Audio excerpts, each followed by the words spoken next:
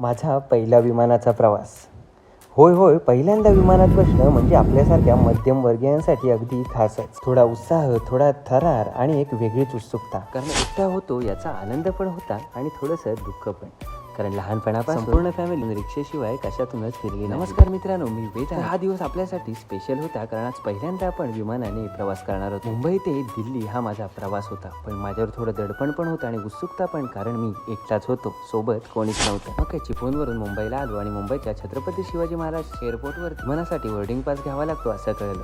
मग तो घेतला. 9:15ची फ्लाईट होती, पण मी आपला 5:30-6 वाजल्यापासूनच एअरपोर्टला फिरत होतो. तिथला एम्बियन्स मनाला क्षणार्धात भुरळ पाडत होता. पण इथे सिक्युरिटी सुद्धा खूप मोठ्या प्रमाणात होती. बोर्डिंग पासवर एक बारकोड असतो आणि त्याने तिथले गेट्स उघडले जातात, हे सुद्धा मला तेव्हाच कळलं. सगळं माझ्यासाठी मजेशीर होतं कारण मी विमानाने प्रवास करणार होतो हा विचारच मनाला आनंद देत होता. मग तिथे हा 100 रुपयाचा वडापाव खाऊन बघितला आणि याची चव आपल्या वडापावच्या निम्म्यापेक्षा सुद्धा चांगली नव्हती. विमान बघितलं आणि ह्याच विमानातून आता आपण उडणार आहोत का हा प्रश्नच पडत होता. हे बघूनच मी धक्क झालो होतो. विमानामध्ये आतमध्ये बसलो आणि हृदयाच्या ठोक्यांची गतीच वाढायला लागली. टेकऑफच्या क्षणी सीटला घट्ट पकडूनच बसलो. पाहता विमान आकाशात झेपावलं. त्या क्षणी जाणवलं हा प्रवास आपला एका ठिकाणाहून दुसऱ्या ठिकाणी जायचा नाही, आपल्या सोबतच आपलं कुटुंब आणि आपल्या मित्र परिवाराची स्वप्न व कष्टाच्या जीवर पूर्ण करण्याचे दरवाजे आज खऱ्या अर्थाने उघडलेले आहेत. भेटूया पुढच्या व्हिडिओमध्ये. जय शिवराय.